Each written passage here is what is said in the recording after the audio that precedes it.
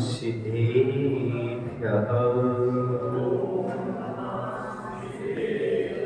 ॐ नमः सिद्धेभ्यः। जय श्री ओम नमः सिद्धेभ्यः। नमः श्रीवर्धमानाय निर्धूतकैलात्मने सालोकानां त्रिलोकानां यदि विद्यादर्पणायते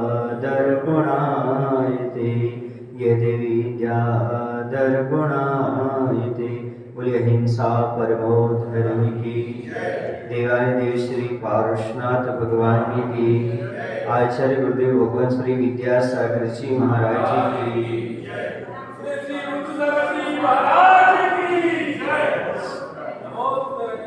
अपना प्रकरण स्वाध्याय में माया का साइकिल चल रहा था। माया का साइकिल ऐसी है जो मन वचन काय को विकृत कर देती है। मन से कुछ, वचन से कुछ और काय से कुछ,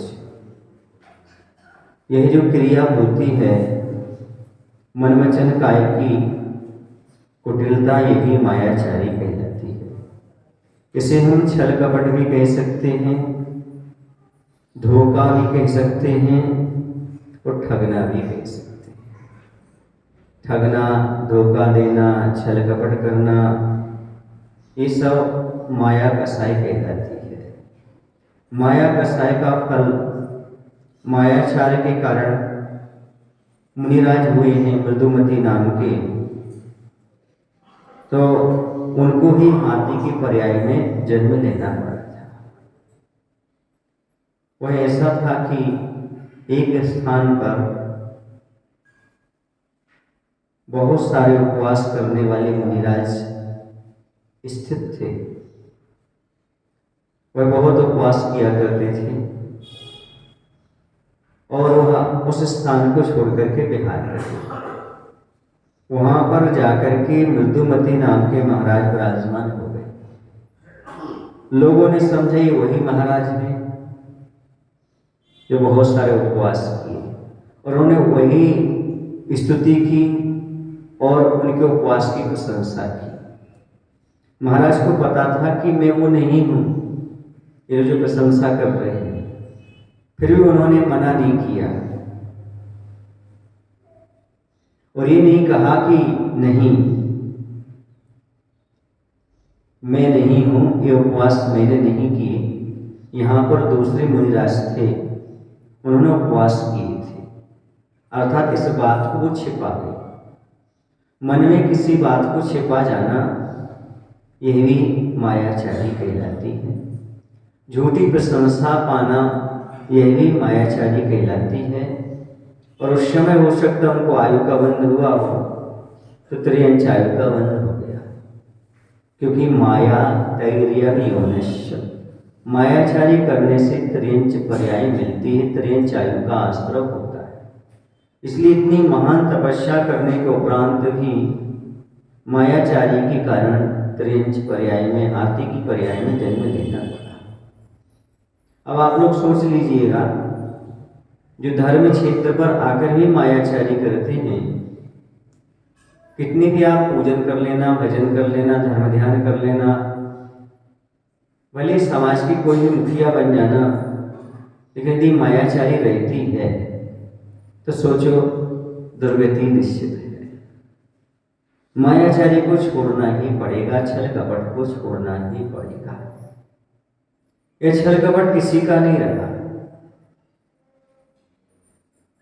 देखो ना, रावण ने छल कपट के माध्यम से सीता जी का हरण किया।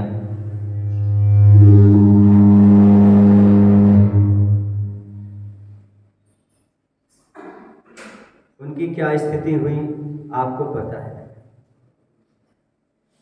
जिस प्रकार से जो भी मायाचारी करते हैं, उन सबको उसका दुष्परिणाम भोगना पड़ता है। युधिष्ठिर के नाम पर कलंक लगा, क्योंकि उन्होंने युद्ध में कहा था अश्वत्थामा हतो नरावा कुंजरोवा।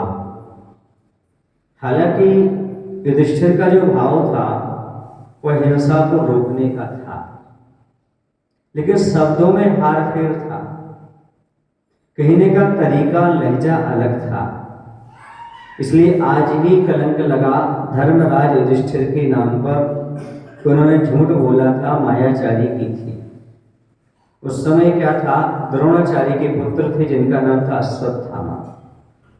आप लोगों ने महाभारत देखा भी होगा टीवी पर और सुना भी होगा। लेकिन एक हाथी भी था, उसका नाम भी अश्वत्थामा था। उस समय युद्ध रुक जाए, हिंसा ना हो, इस कारण से युधिष्ठिर ने एक शब्द बोल दिया था, अश्वत्थामा हतो अतः नरोवा कुंजरोवा। कहने का तात्पर्य है कि हाथी के मरने पर, हाथी का नाम अश्वत्थामा, उनका अश्वत्थामा हतो मारा गया, नरोवा कुंजरोवा, वह मनुष्य या कुंजर माने हाथी। तो उन्होंने स्पष्ट नहीं किया कि वह हाथी था। जबकि हाथी को का मरण हुआ तो सबने सोचा कि द्रोणाचार्य के पुत्र अश्वत्थामा का मरण हो गया, इसलिए युद्ध रुक गया। तो इस प्रकार के शब्दों का उपयोग किया, उसके कारण उनका अपयश आज भी चल रहा है, जबकि वो धर्मराज युधिष्ठिर कहलाते। इसी प्रकार से बंधु, जब हम छल कपट पूर्ण भाषा बोलते हैं, वाणी बोलते हैं, तो उसके माध्यम से कलंक लगता है। युगों युगों तक उनका नाम इस प्रकार से लिया जाता है। इसलिए जीवन में कभी छल कपट आदि नहीं करना चाहिए। छल कपट करके आदमी अपने परिवार का, पड़ोसी का, बड़े भाई छोटे भाई का धन छीन सकता है, उससे ज्यादा पैसा ले सकता है और बड़ा आदमी बन सकता है। लेकिन यदि तुम अपने परिजन के भाई की मदद करते हो, पैसा देते हो, तुम बड़े भले न बन जाओ पर उसकी दृष्टि में महान अवश्य बन जाओगे। बड़े होना अलग चीज है और महान होना अलग चीज है। धन की दृष्टि से आप बड़े हो जाओगे, लेकिन मन से तो हल्के हो जाओगे, छोटे हो जाओगे।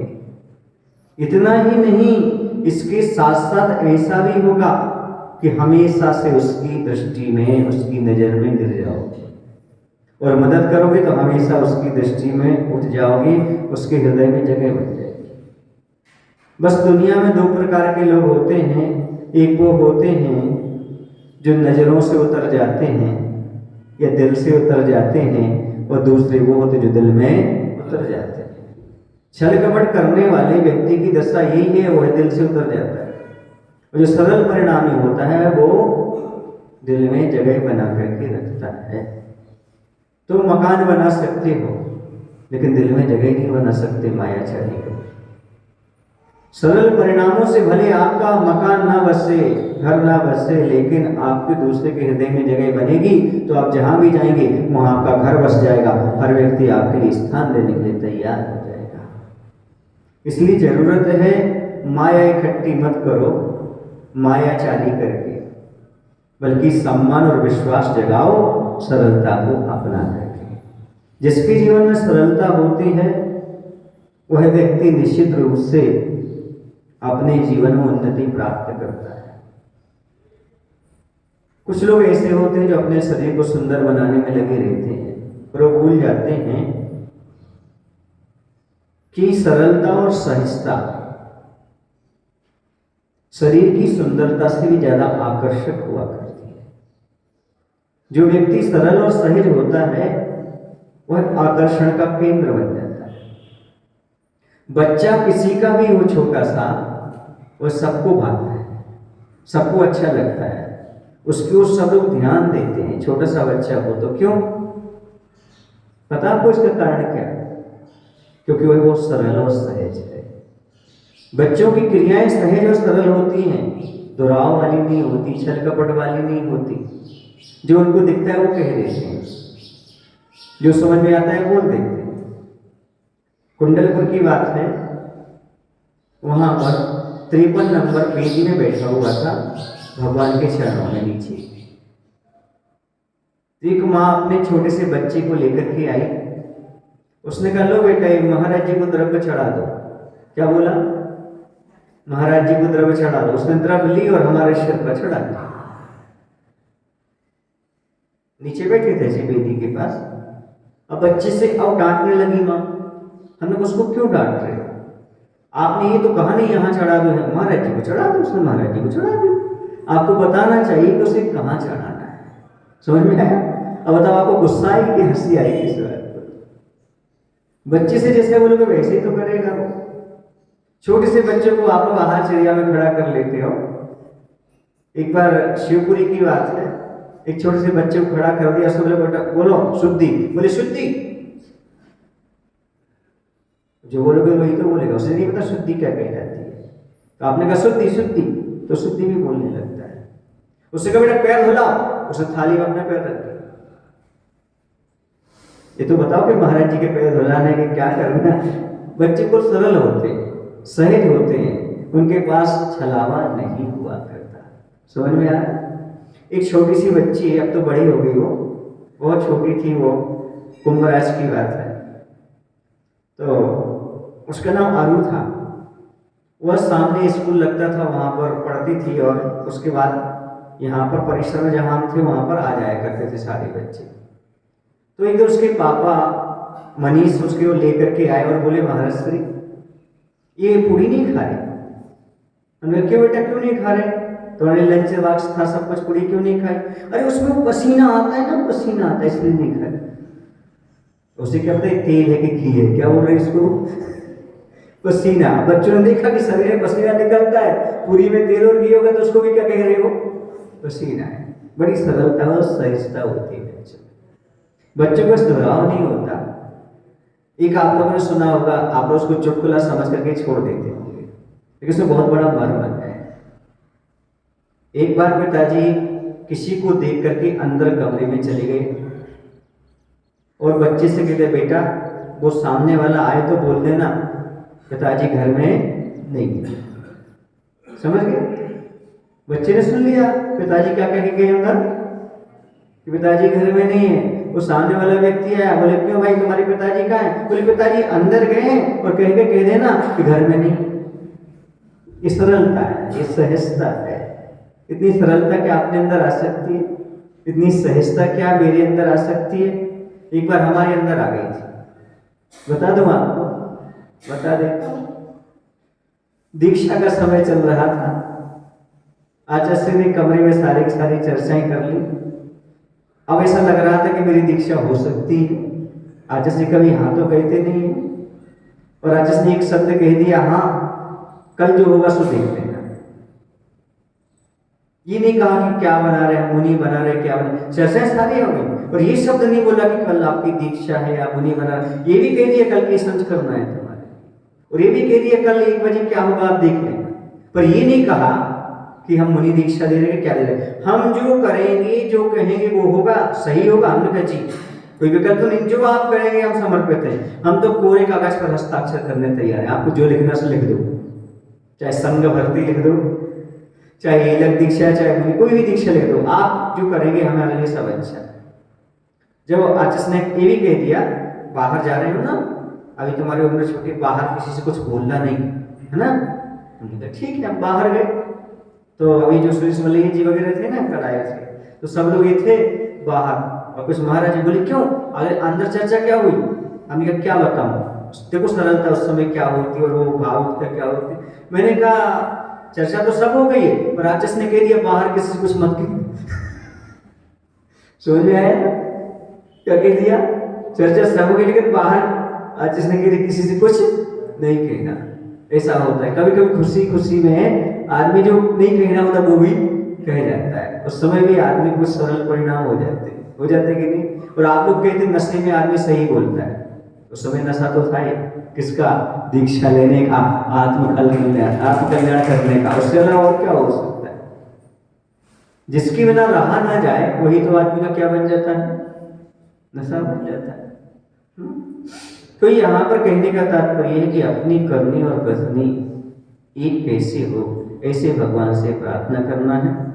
माया कसाय को हम कैसे रोक सकते हैं? आज तक किसी की मायाचार छिपा नहीं है, वह प्रकट ही हो गया है, आज नहीं तो कल।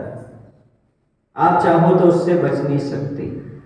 सादगी, सरलता, ईमानदारी, स्पष्टवादिता, कथनी करनी में एकरूपता, अपने गुणों को छिपाना और दोषों को निकालना आदि के प्रयोग करने से तथा हमेशा याद रखना, दगा किसी का सगा नहीं है, ना मानो तो कर देखो, जिनने आज तक किया दगा है उनके घर जाके देखो। आप लोग बोलते ना, क्या बोलते? 1,00,000 पूत 1,15,00,000 नाती, जाके घर दिया ना बाती। रावण के पास इतने सब होने के बाद भी दिया बाती जलाने वाला कोई नहीं दीपावली को, क्योंकि दशहरा को दशहरा हो गया। ये स्थिति दिया ना बाती, क्योंकि दूसरे के साथ छल कपट करके आप दूसरे की स्त्री को लेना चाहते हो, दूसरे के धन को लेना चाहते हो, कहां आपका कल्याण हो सकता है? संभव ही नहीं। कहां आपको सुख शांति मिल सकती है? कभी नहीं मिल सकती। इसलिए छल कपट को छोड़ने का प्रयास करो।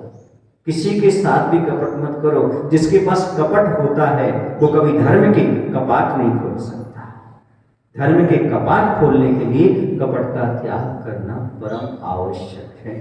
गुरु संग कपट, मित्र संग चोरी, या होगी निर्धन या होगी कोई।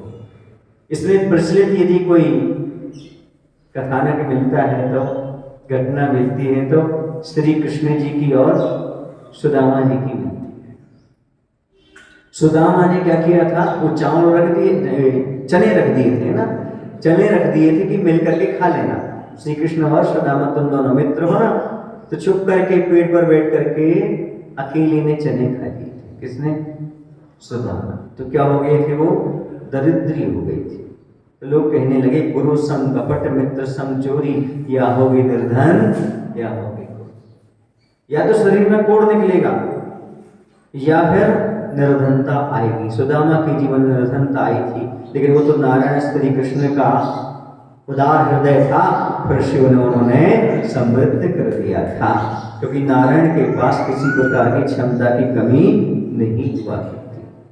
तो कहने का तात्पर्य है कभी भी छल कपट मत करिएगा, क्योंकि छल कपट करने से आप क्षणिक वस्तुएं पा सकते हो, लेकिन कभी धर्म प्राप्त नहीं कर सकते। धर्म को पाने के लिए, विश्वास पाने के लिए आपके लिए मायाचारी छोड़ना होगी। अब इसके बाद अपन चलते हैं। अच्छा, मायाचारी छोड़ने का उपाय क्या है? सीधा सा उपाय है, आप विश्वास रखो इस बात पर कि खुद और खुदा से कभी कुछ छिपता नहीं। किससे नहीं छिपता? खुद से और खुदा से कभी कुछ छिपता नहीं। इतना याद रखो, आप मायाचारी करने से बच सकते हो। कोई नहीं देख रहा, खुद तो देख रहे हो भैया, और ऊपर वाला खुदा तो देख रहा है। तीसरा, जैन दर्शन के अनुसार कर्म तो देख रहा है, कर्म तो बनता है, कोई देखे या ना देखे, जिस कर्म को सजा देना वो तो देख रहा है। एक बार एक गुरु ने क्षीर कदम्ब ने परीक्षा लेना चाहिए, वसु, नारद और पर्वत, इन तीनों की परीक्षा लेना चाहिए, जाओ। और ये कोई जानवर का एक खिलौना दिया उनको, कुछ बकरे का हो, और जाओ एकांत में इसके कान में छेद करके लाओ। ध्यान रखना, कोई देख ना पाए, किसी को ज्ञात ना हो कि आपने इसके कान में छेद कर दिया। बोले ठीक है, तीनों गए, 2 लेकर के आ गए, 1 लेकर के आ गया। कौन? पर्वत जो था वह लेकर के आ गया छेद करके, लेकिन नारद और वसु लेकर के नहीं आया। ज्यों का त्यों लेकर के वापस आ गया। बोले तुम्हें एकांत नहीं मिला? बोले नहीं मिला। नारद ने कहा मुझे एकांत नहीं मिला, वसु ने भी कहा मुझे एकांत नहीं मिला। बोले क्यों? कौन था वहां पर? बोले सूरज, चांद, व्यंतर देव और आत्मा और परमात्मा तो वहां विद्यमान थी, मुझे एकांत मिला ही नहीं। उन्होंने कहा तुम सही शिष्य हो, क्यों? क्योंकि जो एकांत में भी पाप से डरता है और जिससे ये ध्यान रहता है कि आत्मा और परमात्मा कहीं है, कर्म बंद हो रहा है, वह मायाचारी नहीं कर सकता, वही सही शिष्य बनने के योग्य हुआ करता है। इस बात को हमेशा याद रखें अपने जीवन में कि आत्मा और परमात्मा से कभी कुछ छूटता नहीं।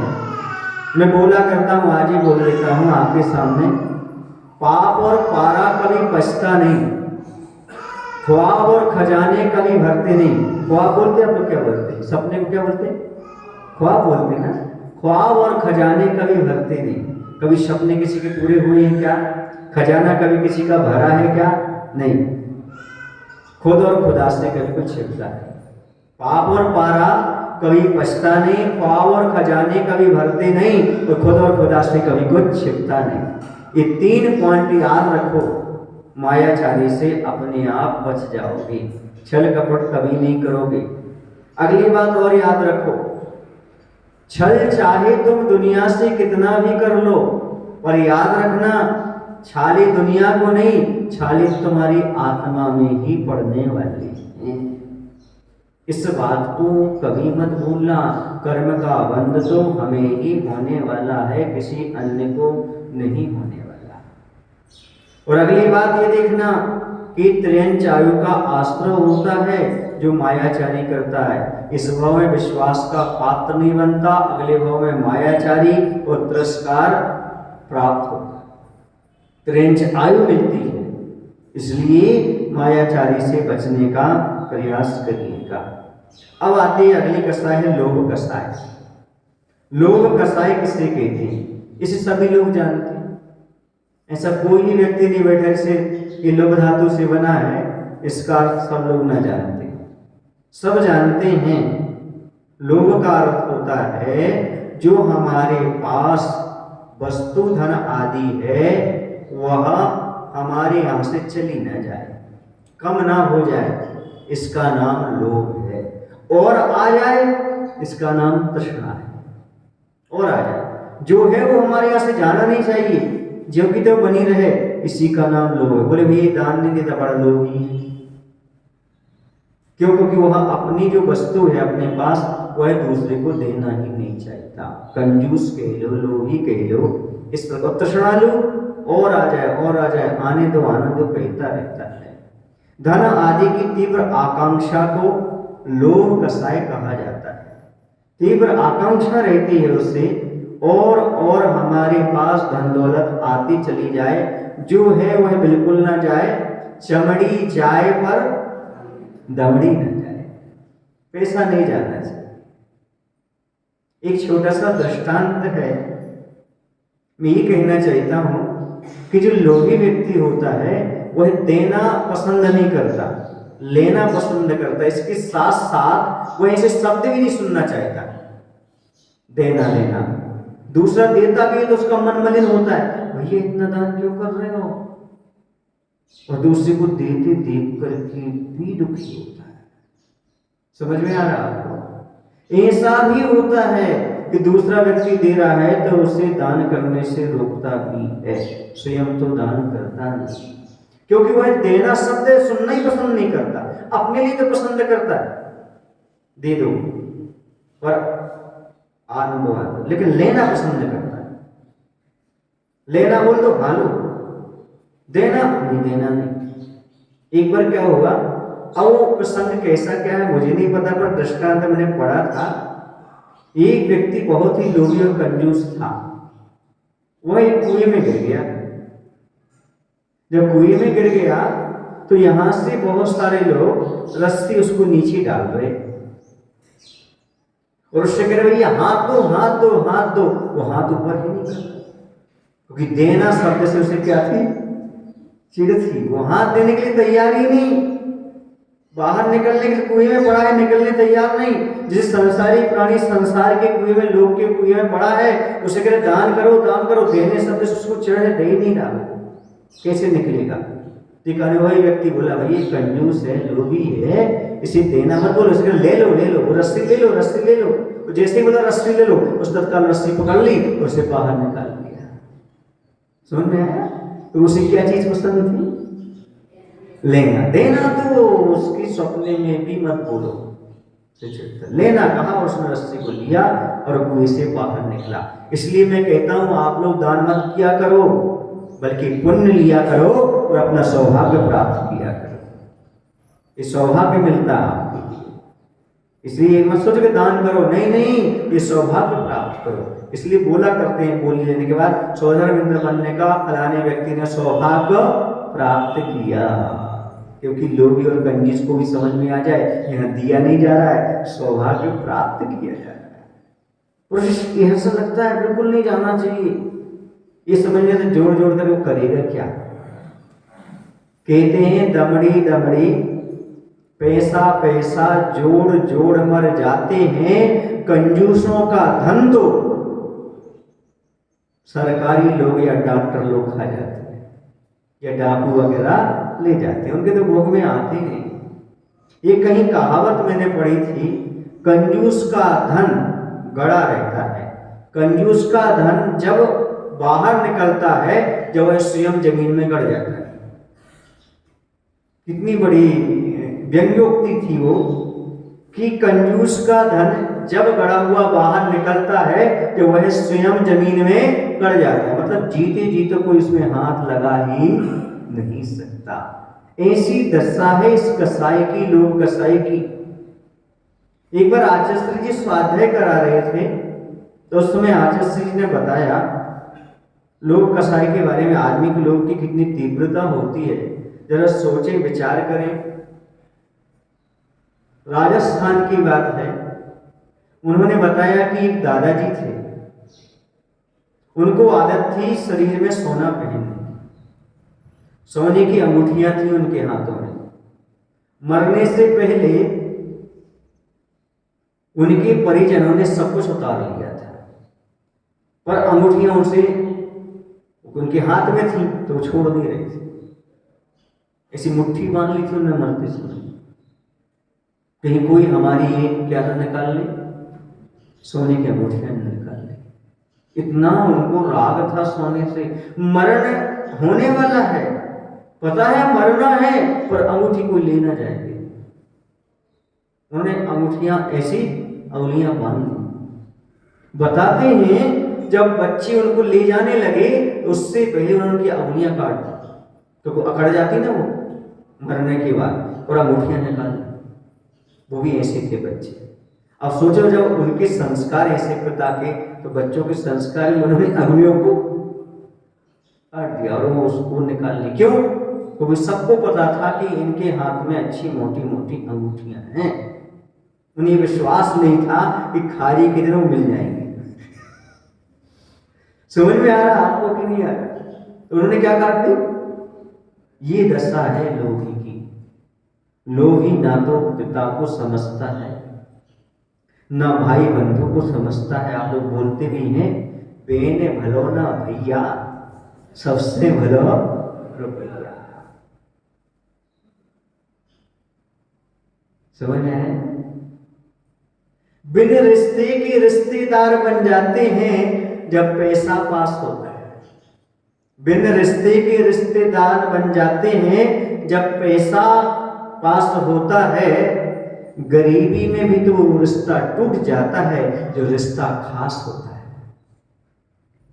गरीबी में वो रिश्ता भी टूट जाता है जो रिश्ता खास होता है। कहते हैं चलो अब हम अकेले का आनंद लें, अपने रिश्तेदारों में एक अफवाह फैलाएं, हमारे पास पैसा खत्म हो गया है। अपने और परायों का भेद जान लें। हम क्या करें? एक अफवाह फैला दें, हम झूठी खबर फैला दें रिश्तेदारों में, भैया हमारे कुछ नहीं बचा, कुछ नहीं बचा। तो देखना कौन आपका समझदार होता है। हम नरसिंहपुर में थे, बहुत पहले की बात है, पूज्य पुष्पदम सागर जी के साथ थे। 2000 लगभग 8 की बात है। उस समय एक सज्जन हमारे पास आई। नरसिंहपुर जिले की बात कह रहा हूँ, जिस जिले में बैठा हूँ। उनकी किडनी फेल हो चुकी थी। जब तक इनके रिश्तेदारों को ये मालूम नहीं था कि इनकी किडनी फेल है, तब तक बहुत बार बार उसके पास आते थे। और जैसे ही मालूम पड़ा कि उसकी किडनी फेल हो गई, उसने लोगों से कहा, लोगों ने फोन उठाना बंद कर दिया, रिश्तेदारों ने। कहीं ऐसा ना हो कि मुझसे मांग कर ली जाए, किसकी? किडनी की या पैसों की।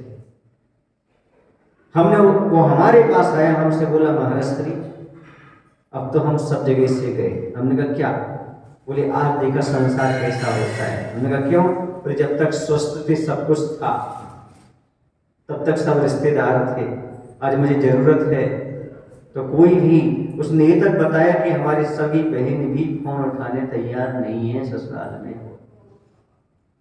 बहन बोलो ना भैया, ये स्थिति है लोग कसाई की भैया, बड़ी मुश्किल से पैसा छूटता है। धन है वो तो जो पैसे का त्याग करके और मंदिर का निर्माण, वेदी का निर्माण और आत्म कल्याण कर रहे हैं। ये बहुत पुण्यशाली जीव हैं जो उनकी जेब से पैसा निकल जाया करता है, क्योंकि लोग कसाई बहुत खतरनाक है। ये छूटती नहीं, जैसे मान नहीं छूटता वैसे कसाई भी नहीं छूटती, लोग भी नहीं छूटता। कितनी मेहनत करके एक एक पैसा कमाता है, उसे पता है कुछ भी साथ नहीं जाता है। किसी व्यक्ति से पूछ लो, वो ये कहेगा साथ में एक कौड़ी नहीं जाना, पर छूटना भी एक कौड़ी नहीं। बड़ा मुश्किल होता है। लोग कसाई इतनी खतरनाक होती है। आपने बच्चों को देखा हो अपना खिलौना साथ में रखकर सोते हैं। आपको एक बात बता दूं, मैं पिछले बार जब तमाश किया नेहा नगर में, रिछावर वाला परिवार है, वो कल आए थे दर्शन करने। उनका एक छोटा सा बच्चा बस जानता है कि नोट है। जब तक वो एक नोट की गिट्टी ना रख ले अपने पास, तब तक वो सोता नहीं। अभी बात कर रहा हूँ, लेटेस्ट पिछले वर्ष की बात कर रहा हूँ। उसे नोट की गड्डी देना पड़ती है, अपने सीने से लगाता है, फिर सोता है। वो लोग चुपके से वो सो जाता है, उठा करके रख देते हैं, लेकिन जैसे नींद खुलती है पैसा। समझ में आ रहा है? कोई कहानियां नहीं सुना रहा हूं मैं, ये पुराण ग्रंथ नहीं बता रहा हूं, ये वर्तमान की बात बता रहा हूं। इतना रागों से पैसे से हमें लगता है पिछले जन्म में वो खजांची रहा होगा, पैसे पैसे के बीच में ही रहा होगा, बिना पैसे के। एक सत्य घटना, उस गांव का नाम याद नहीं आ रहा है। एक चूहा था, वह रोज पैसा चुरा कर ले जाता था, रोज पैसे चुरा कर ले जाता था, और अपने जो क्षेत्र जहां रहता था वो निवास कबिल में, वहां पर इकट्ठा कर दिया था। और उसको तोड़ता भी नहीं था, कतरता भी नहीं था, इकट्ठा करता रहता था। यदि कतरता तो समझते खाने की चीज समझ के लिए, इकट्ठा करता था। उन लोगों ने सोचा अच्छा देखते तो क्या करता है। उन लोगों ने वो पूरा का पूरा पैसा उस बिल में से निकाल लिया। दूसरे दिन देखा तो मरा मिला, मर गया वो। अब बताओ धन की उससे क्या आवश्यकता, वो बाजार जाता क्या धन, उसके किस काम का धन? अरे लोग देखो उसका पैसा था, वो मरण को प्राप्त हो गया, मर गया वो चूहा। दूसरों को मार लेते हैं।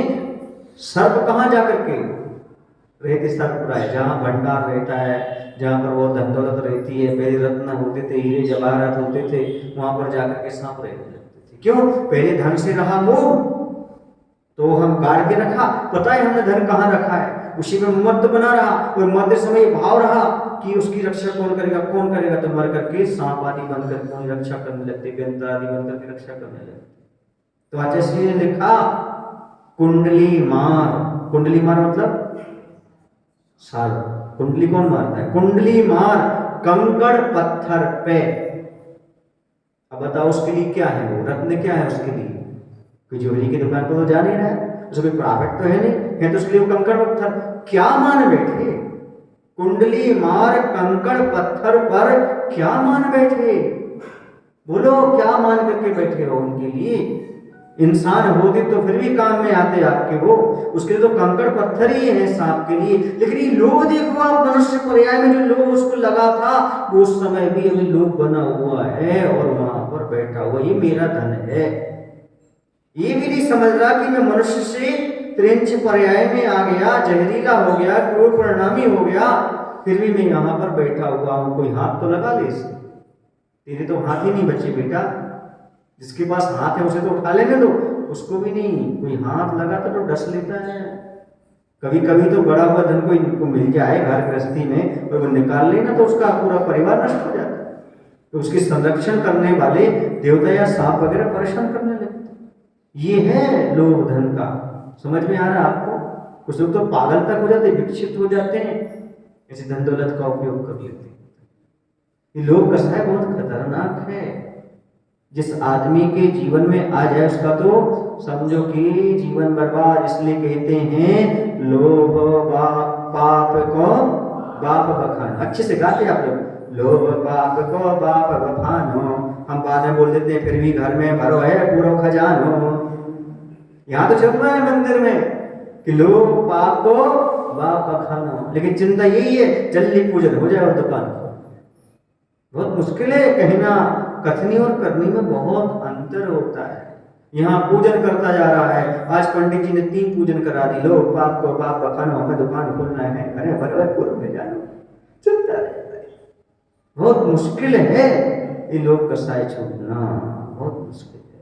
इसलिए तो कहते हैं धन्य वो त्यागी विधि, धन्य वो मुनिराज जो ये सब कुछ त्याग करके आत्म कल्याण में प्रवृत्त हो जाते हैं।